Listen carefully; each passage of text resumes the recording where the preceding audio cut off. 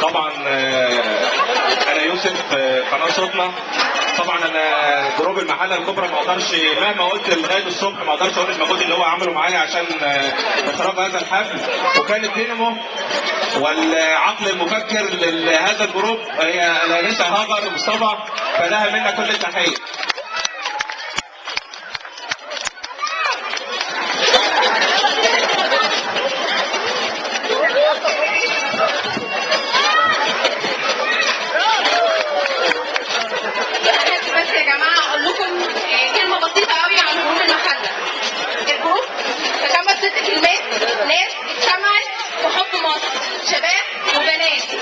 تمام.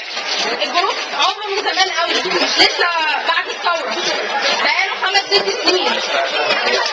كنا دايما بنحب ان احنا نفكر مع بعض ونناقش مع بعض لحد ما جات لنا الفرصه ان احنا نظهر ونبان للناس.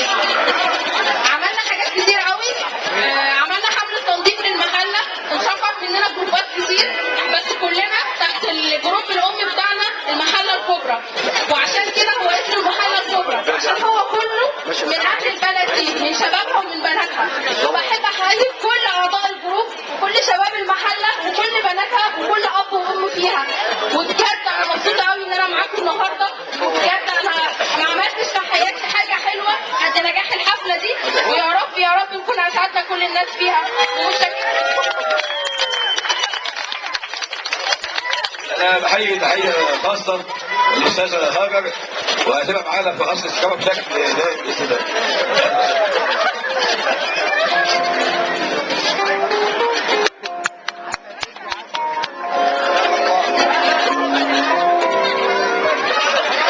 الاستاذ الفنان التشكيلي الاستاذ علاء رأفت، حقيقه هو اول من بادر بعمل معرض فن تشكيلي عن ثوره 25 يناير بقصر اشرافه المحله الكبرى، وكنا نتمنى ان تكون له شهاده تقدير في هذا اليوم، لكن الاستاذ علاء رأفت ابن هذا المكان ومعنا بشكل دائم، وسيتم له تكريم متميز ويضيف به في اقرب وقت باذن الله.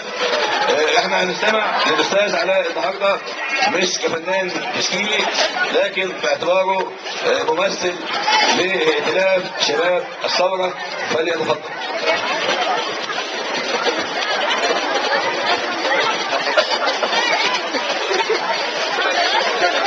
بسم الله الرحمن الرحيم. بداية التحية لأرواح الشهداء، وتحية أسرة ثقافة المحلة والناس اللي هم شباب الائتلاف قناة صوتنا وشباب ائتلاف المحلة. وكنت عايز أقول كلمتين بس بساط، إن الشباب قبل الثورة شيء وبعد الثورة شيء تاني. ايام زمان كانوا بيقولوا علينا شباب تافه، وانا عن نفسي كنت بقول عليهم شباب الشمس. بس فعلا الشباب اثبت ان هو قدر ان هو يغير تاريخ العالم كله باعظم ثوره عملتها التاريخ. طبعا مش هطول عليكم، احنا بقالنا اكتر من 3 سنين بنعد للثوره ديت على المواقع، على الفيسبوك وموقع المحله سيتي وقناه صوتنا. يعني انا مش محضر الكلام بصراحه اقوله، والسلام عليكم ورحمه الله وبركاته. تحيه كبيره للفنان التشكيلي علاء رأفت، وتعاون دائم ومثمر باذن الله.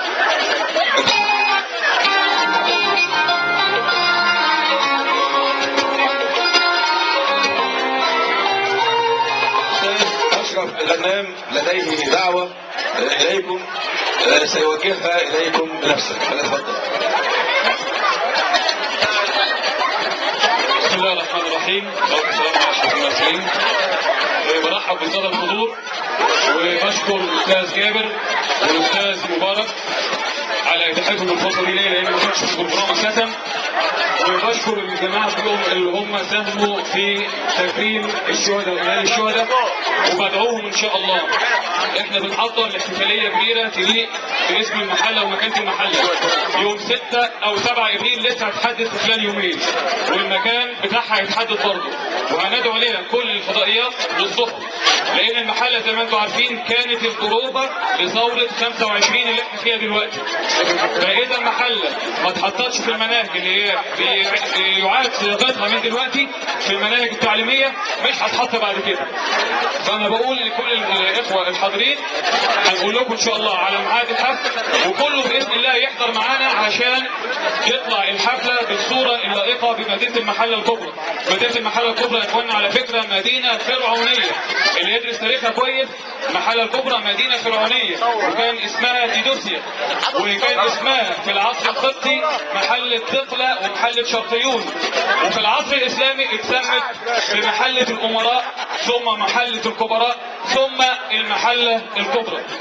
فالمحله الكبرى لو اتكلمنا عنها هنتكلم عنها كتير وثوراتها وكفاحها والابطال اللي فيها، لكن ان شاء الله هنأجل الكلام للاحتفال الكبير اللي هيتقام ان شاء الله 6 أو 7 ابريل القادم، وهنذيع عنه على مستوى المحله وعلى مستوى الفضائيات كلها. شكرا، السلام عليكم ورحمه الله.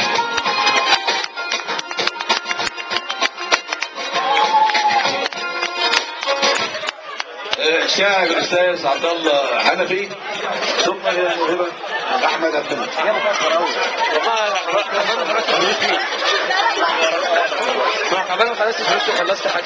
السلام عليكم ورحمة الله وبركاته.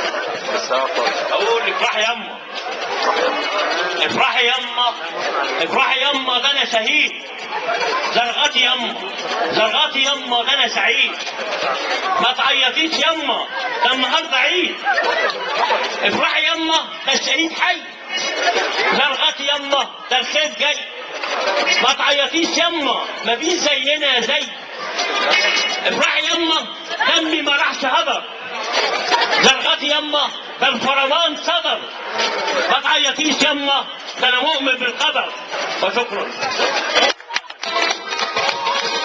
شكرا للاستاذ عبد الله حنفي، دينامو مكتبه البلديه بالمحله الكبرى، مع الشاعر الاستاذ احمد عبد المنعم.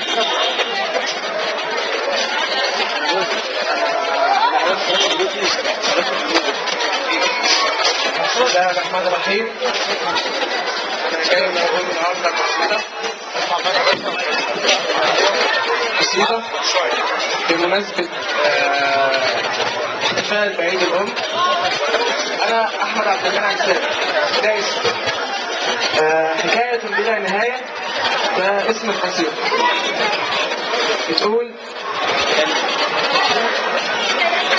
لا أستطيع حبيبتي، لا أستطيع في كل وقت أنتوي أن أكتب الأشعار كي أهديكها، ينتاب لي فشل ذليل. وأنا الذي كم قلت شعرا في الهوى، وأنا الذي أذهلت عشاق الهوى، وأنا الذي ببراعة ظهر الجميع. لما وقفت بباب أمي هاجت الكلمات في رأسي وقالت: صاحبي لن تستطيع. بالله يا أمي، بالله يا أمي، لو أنني قررت سرد حكاية، أين البداية؟ من أين أبدأ والحكاية عندك؟ أنت الحكاية. قد كنت منذ حملتيني ل9 أشهر تتلمسين لذلك المولود في جلد أساليب الوقاية، وبيوم ميلادي أتيتك باكيا، لم تبخلي عني ليوم بالرعاية، وغدوت طفلا كلما يلهو يعود لحضنك الرقراق يلتمس الحماية، وغدوت طفلا كلما يلهو يعود لحضنك الرقراق يلتمس الحماية، ولكم عصيتك غير أني لم أجد من بعد عصياني لأمي غير دعوات الهداية. واليوم جئت أظن أني قد وصلت بهذه الكلمات يوم كتبتها خط النهاية، لكنني أدركت أني جاهل، فلو امتلكت ثقافة الدنيا فسوف أظل أمي عاجزا أن أكتب السطر الأخير من الرواية. فالأمر كل الأمر أنك غاية لا أستطيع وصولها، ولئن وصلت بهذه الأقلام دوما كل غاية، فأنا وإن أبدلت هذا الحضن حضن حبيبة فلسوف أبقى رغم كل الدفء أفتقد الرعاية، وأنا وإن أعطيت كل رعاية فلسوف أبقى رغم كل الحب، كل العشق، كل الدفء أفتقد الحماية. يا هذه المخلوقة العلياء، كيف أحل ذاك اللغز إني تائه، كم صرت أحلم أن يكون لحله يوما بداية. فلكل شيء في الحياة نهاية إلا حنانك ما له أبدا نهاية. أرجوك يا أمي أن تقبلي مني فقط هذه القصيدة، وأن تعلمي أماه أني مفلس، فلا تتوقعي مني هديات جديدة. شكرا. بنحييهم تحية كبيرة. الآن نستمع إلى دينامو قناة صوتنا الأستاذ يوسف مسعد والأستاذ رامز عباس هيعرفونا قناة صوتنا. الإعاقة بتوصل صوتهم للمسؤولين وبتحسن صورتهم، بتدمجهم جوه المجتمع، لأن المعاق مش زي ما الناس فاكرين إن هو عبء على المجتمع. ممكن المعاق يكون افضل من كتير من الاسوياء.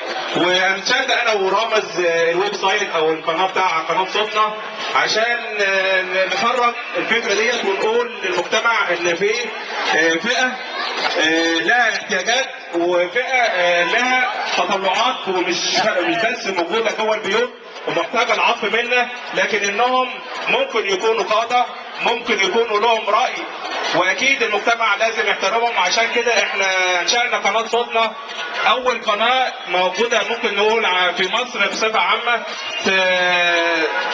تتحدث عن فكره المعاقين. وطبعا انا ورامز بعتبره هو دينامو القناه، لان هو اللي بيعمل لي الافكار وانا ببلور الافكار دي. وطبعا احنا انشأنا قبل كده حمله، ودي حملتنا الثانيه. وطبعا معانا وجوه جديده في القناه، معانا محمد شعبان، ومعانا الانسه اللي مشت الانسه ساميه. وطبعا قناه صوتنا مفتوحه فاتحه كل البيبان لكل معاق وكل سليم عايز يقول صوته ويساعد المعاقين عشان يوصلوا صوتهم لكل معاق. وانا عامل قصيده لقناه، القصيده اسمها صوتنا عالي. صوتنا عالي وكمان مسموع، مش للعطف ولا غرب دموع. الإرادة فينا غية، متحملين كل الأسية. الإعاقة مش نهاية، دي بداية المسؤولية. صوتنا عالي وكمان مسموع، مش للعطف ولا غرب دموع. كان زمان ملناش مكان، دلوقتي آن الأوان صف واحد وإيد في إيد كلنا جوه النشيد. قلبنا على قلب واحد، بكرة هيجيلنا أكيد. يا أمي يا أبويا يا أختي يا أخويا يا صاحبي يا جاري، انتم حضن اللي غايب يتحقق لو تقولوا. مع كلمة لأخي وحبيبي وكما قلت لكم مصنع الأفكار رامز عباس.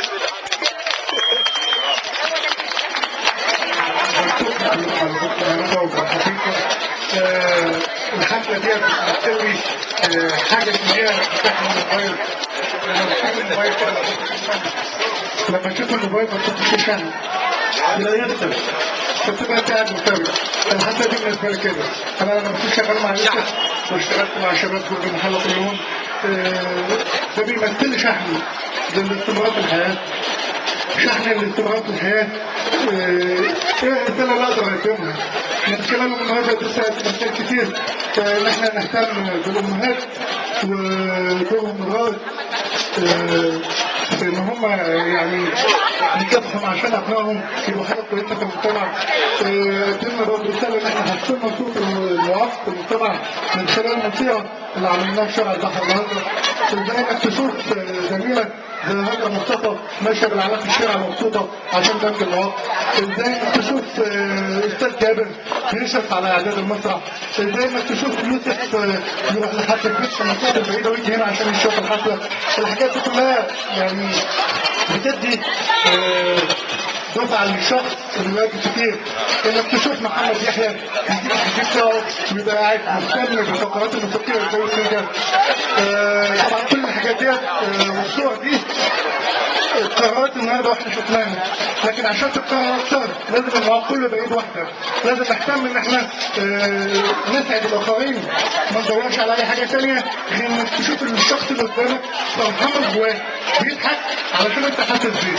ده بس كل اللي اقدر اقوله. انا سعيد النهارده هم اسعدوني رغم ان انا معاهم في التنظيم، بس بجد هم اسعدوني وشاركت في حاجات ثانيه كتيره عشان هم بيوصلوا لي كده. شحنه السعاده اللي حصلت عليها النهارده هي اللي هتخلينا استمر من حاجات ثانيه كتير عشان احصل عليها تاني. شكرا لكم.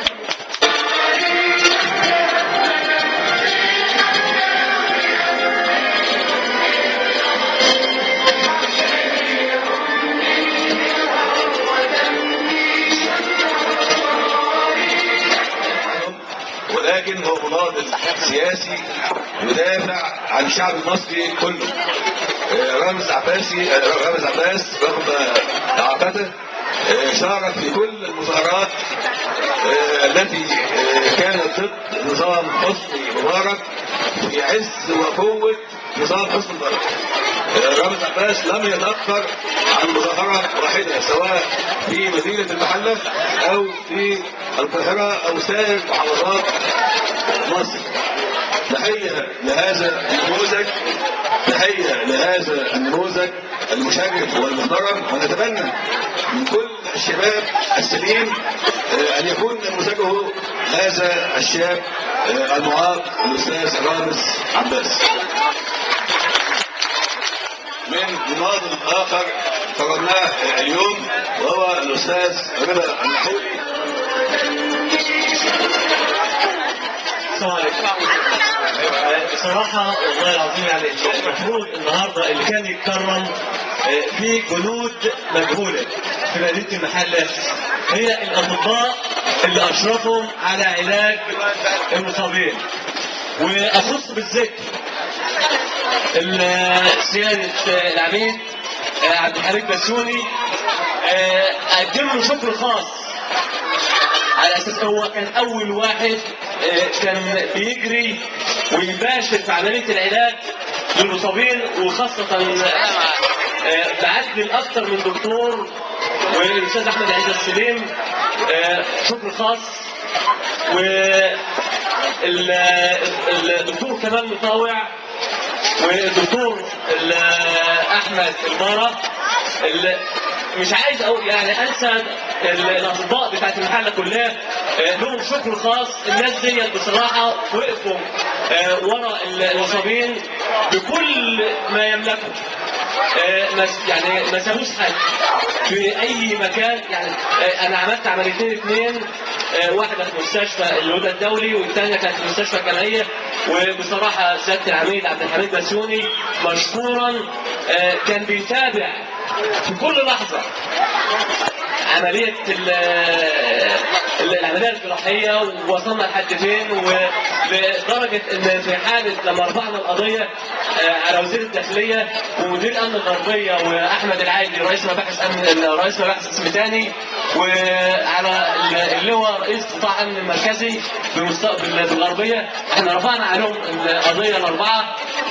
برضه سيادة العميد عبد الحميد كان بيتابع ولحد النهارده بيتابع ويانا سير القضية اللي احنا رفعناها على القيادات الامنيه في مدينه المحافظه الغربيه.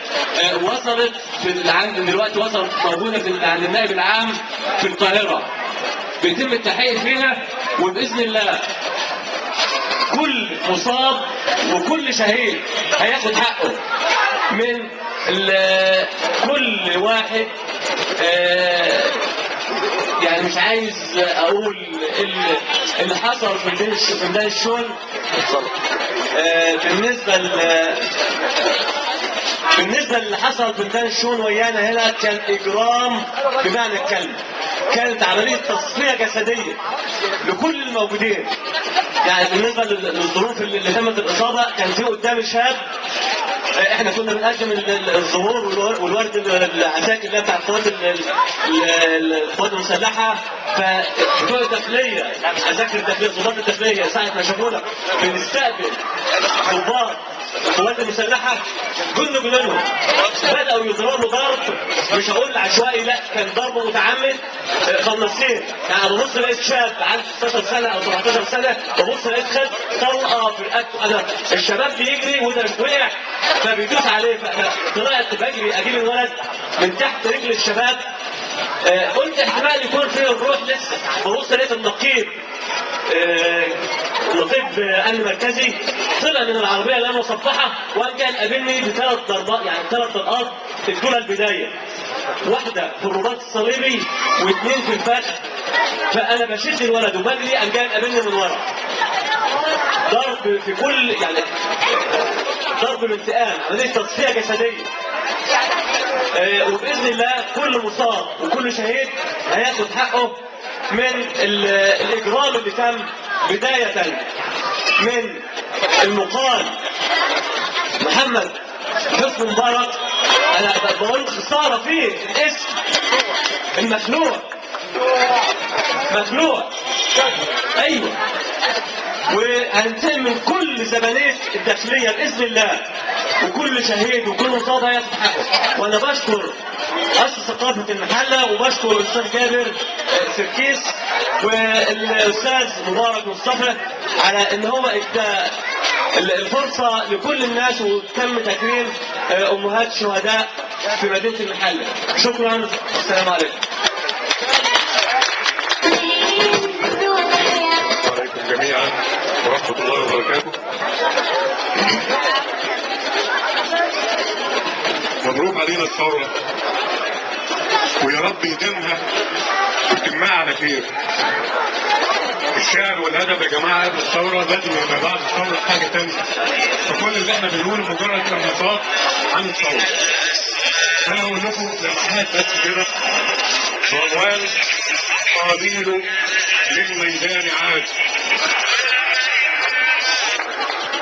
مفتتح: يا رسول الفرح يا يناير، يا رسول الفرح في كل المدائن، أنت ميقات التجلي، أنت ميقات التجلي بعد صبر طال في صمت عجيب، أنت قنديل لقلبي بعدما شاخ وطارده الوهم. لوحات ينايرية لا تفي الثورة حقها. واحد: كنت في نصف المرح، كنت في نصف المرح أرقب الأخبار في نصف انتباه، فابتداء الأمر يوحي بالأمل، فابتداء الأمر يوحي بالأمل، واحتضان الأرض بالميدان للخلق الجديد، ينبئ الشمس لكي لا تنصهر، يسر الريح لتمضي في سلام. أعطني يا فجر، أعطني يا فجر كل سلام.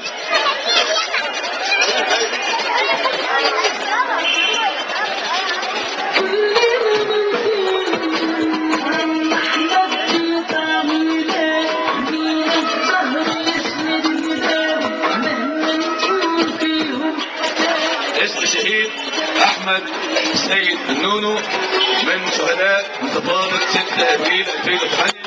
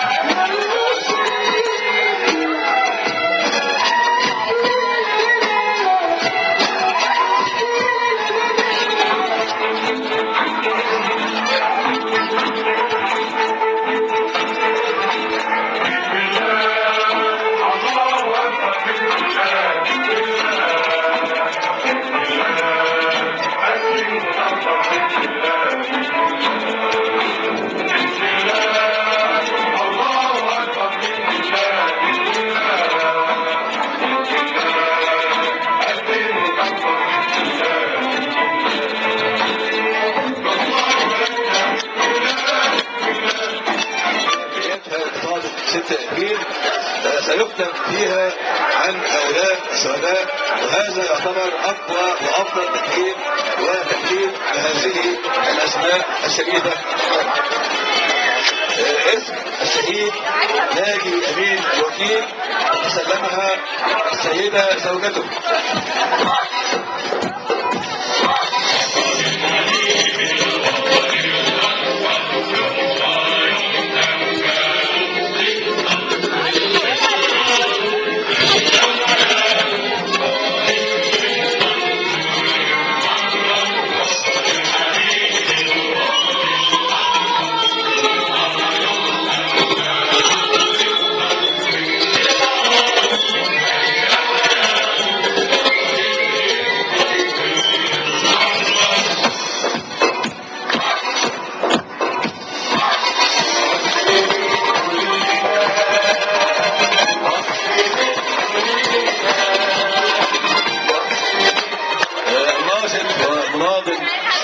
سياسي احد العاملين في الحقل السياسي في مدينه المحله الكبرى، والذي اصيب 13 رصاصه من رصاصات الشرطه المصريه في اثناء ثوره 25 يناير.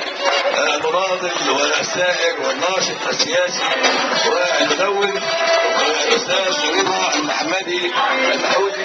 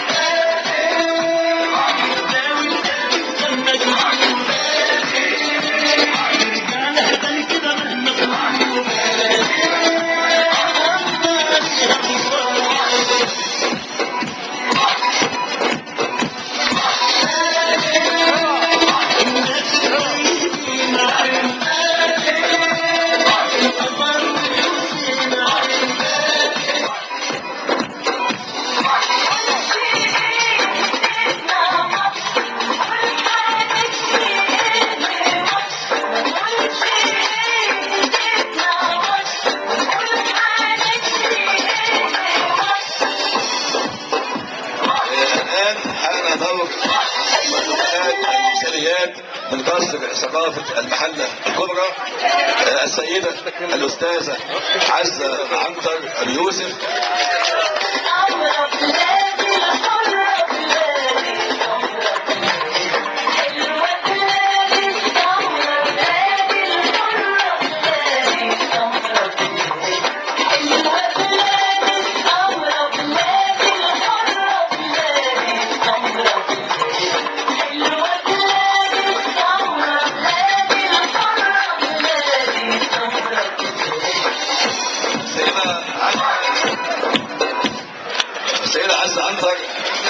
قدمت الكثير لأسرتها الصغيرة والأسرتها الأكبر في قصر ثقافة المحلة الكبرى.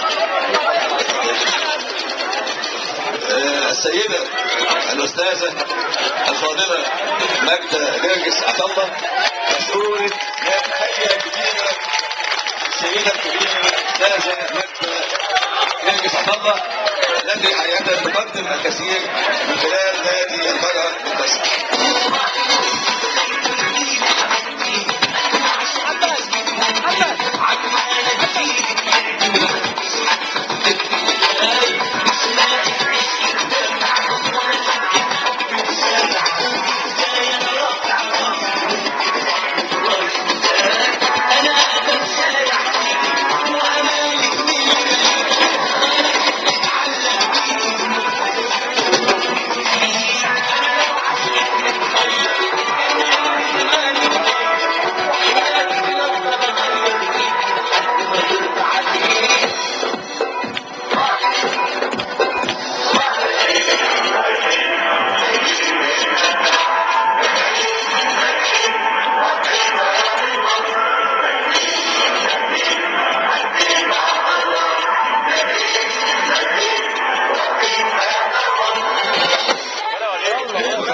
الثقافة المحلة الكبرى الذين ظلوا هذا الوقت موجود وكمان الاستاذه مها علام لها تحيه وشكر خاص. وتاني الاستاذ حسام، الاستاذ ادهم، كل الموجودين والذين ما زالوا موجودين من العاملين بقصر اسقاط المحله، والاستاذ عبد الله السحت. ده انا بشوفه يا استاذ. تحيه ليهم كبير، تحيه كبيره ليهم جميعا، وتحيه لجروب المحله اللي انا عايز بالفعل احييه اسم واشد على يد كل واحد وكل واحده منهم. بحيي الاستاذه العزيزه هاجر مصطفى والاخ العزيز محمد حسن وفرقه تربو، الفرقه المتميزه، والاستاذ احمد عبد السلام والاستاذ محمد قرابه والاستاذه الشهيه المبتسمه دائما زهراء صلاح،